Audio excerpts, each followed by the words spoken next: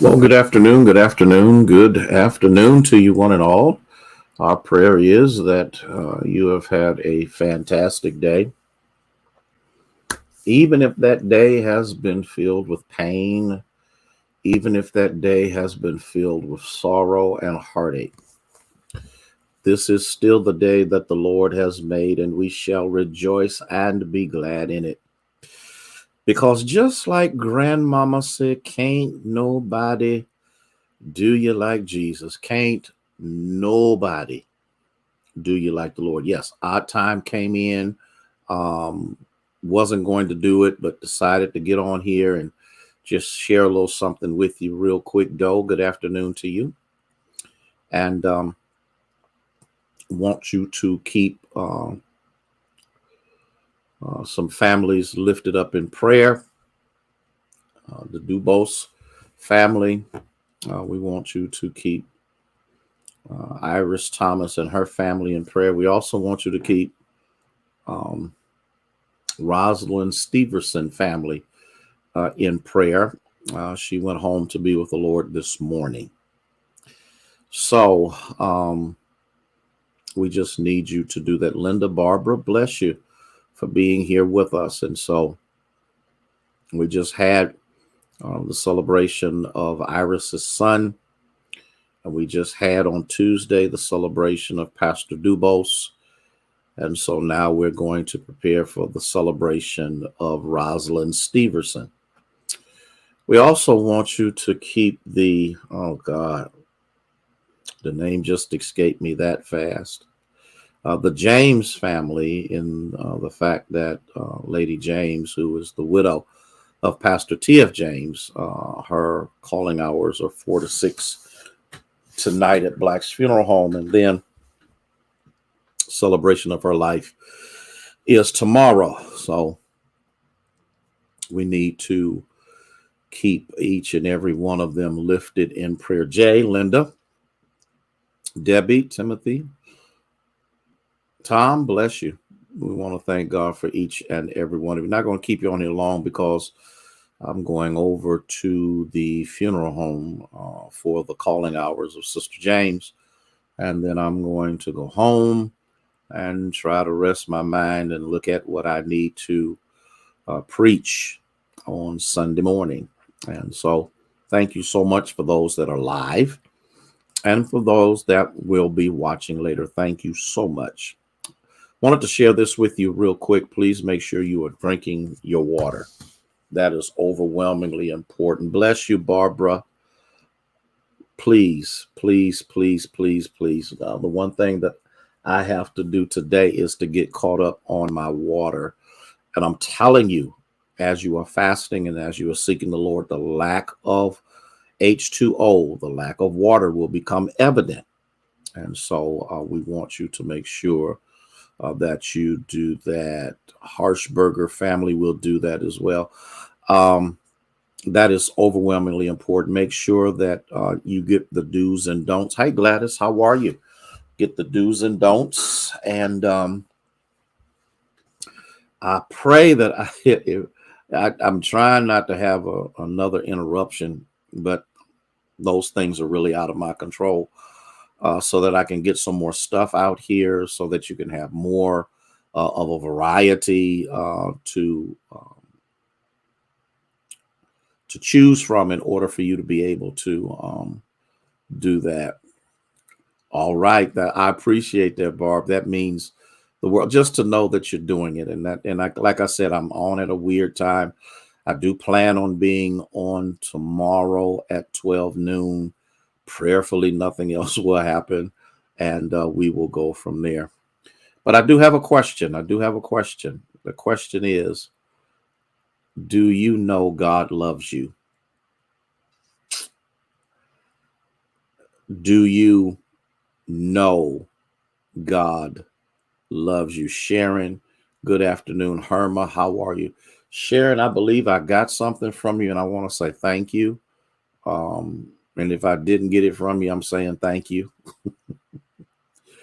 um, do you know God loves you?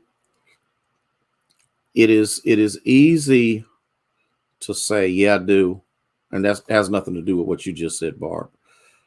It's easy to say it when nothing has gone wrong. It's easy to say it when everything is falling in place. It's easier to say it when bills. Thank you again, Sharon. I appreciate that so much. It's easy to say it when the bills are paid and you've got some leftover. It's easy to say yes when it's a great day, even though every day is a great day. It's a great day. Hey, Linda, I know we gotta cut this out. But you know what? And even in the moments like this, Linda, it's the Lord's doing, and it still has to be marvelous in our eyes. I think I'm just drained from today, and I think today, whenever you bury a young man, that kind of takes its toll on you. You expect people to live to a certain age and then die, but when it's someone younger, and then you have to minister to the family and get them to see God in the midst of it, it's an extremely difficult and hard thing to do. But do you really know that God loves you? God's love is not predicated upon circumstances, situations. God's love is not predicated upon whether you actually believe he does or not.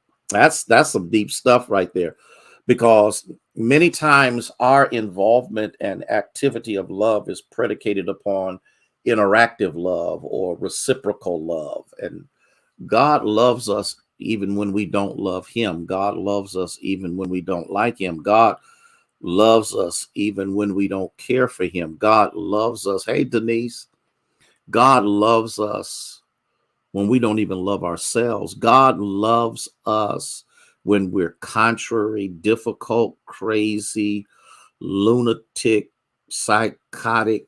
All of those things are happening. And hey, Pee Wee, how are you? God loves us. Okay.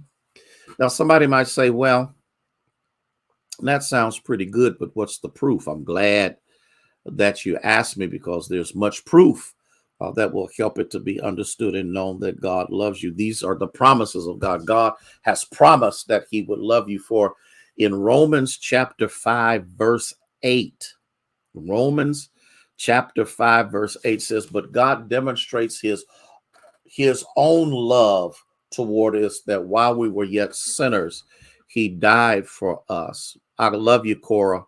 I'm praying for you. I'm praying for you. I'm praying for you. You felt the pain of your friend, and it was evident. And I want you to know that God's going to bring y'all through. Okay. And Ayana, Pastor Jordan, thank you. And I don't think that I love Cora any more than I love the rest of y'all, but this is a trying time for some of my members. I'm going to digress for just a second. How many of us would be able to bury one of our children and still stay sane? You got to think about that. Doesn't matter how they died. Doesn't matter what's going on or whatever. Hey, Jaleesa, how are you? How many of us could step into those shoes and not step out of our minds? I watched Juliet. You understand? I watched my mother go through that. I watched my father go through that. I watched my brother go through that. I watched, yes, Gladys went through that. I see where Juliet has experience. That is a different level of heartache and pain, because it's not supposed to be that way. Okay? It's supposed to be that we die and our children live, not that our children die and we have to live after their death. And I saw the weight on Cora. And the thing is, and it's not that other folk didn't feel the weight. It's not that other people, whatever, but I watched her as she walked around. She was trying to really deal with this. Okay. All right. Yes. And it was clear. And Barbara, listen, that's the thing that is so weighty or draining about the fact that there are so many people leaving here. And somebody, I think it was Linda, might have said the song that I used to sing, that a person used to sing in my dad's church. Every year carries a number. Somebody's gone. How did we know that some folk wouldn't even make it into a new year? Or there were those that made it into the new year and then they're gone in the beginning of the new year. And all I'm trying to say is, how do you process that? How does a loving God permit these incidents to happen? What is it in the mind of God that says issues and situations come along, and those situations and those issues actually rob you of your joy, your strength, and your peace? Yet still, the word of the Lord is clear that his peace passes all understanding. Let me go back to Romans chapter 5, verse 8.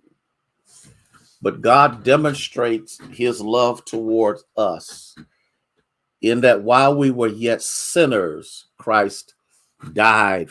And I want us to think about this while we're talking about children dying. Did you realize that God's son also died? Can you imagine, while we're saying, oh, I don't know, does God understand? Does God feel this? Does God? While we were yet sinners, he died for us. The difference in the death is other deaths are involuntary. This was a voluntary death. Matter of fact, Jesus was so clear in this. He said, nobody takes my life. I'm going to lay it down.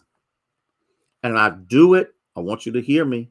And I'm doing it for the folk that still don't love me. I'm doing it for the people who yet don't believe in me. I'm doing it for those whom I love so much that I can love them through their rejection, through their hurt, through their pain, through their not believing that I'm the Son of God. I will yet still die for them, because that's the kind of love that I have. I need us to wrap our minds around. We do John 3:16 real easy. For God so loved the world, he gave his only begotten son, that whoever believes in him should not perish but have everlasting life. All of that sounds good until you're in pain. All of that sounds great until you're in trauma. But guess what?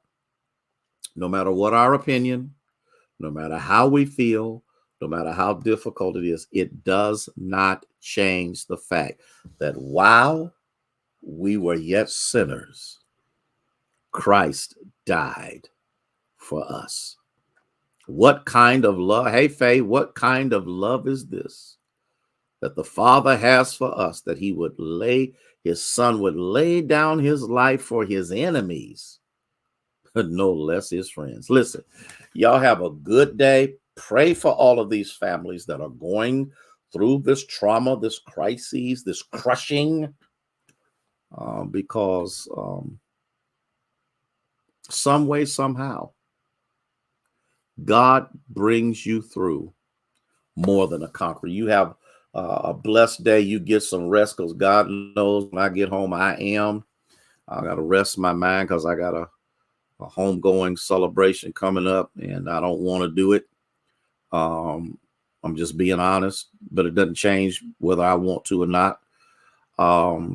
Sermon to be ready for Sunday, got to worship, got to bless him, got to give him glory and praise, irregardless of the situation. So listen, Stay warm because the weather is getting ready to change. There's some rain, some snow coming. Pray that you're doing well with your fast. Give me a little time to get some more stuff out here. We have stuff that's run off. We will give to you Sunday when we come together to worship in person. And then we will turn around and try to make sure that you get all the information you can as we continue to fast unto the Lord. Love you with the love of Jesus Christ. May God bless you and keep you is our prayer.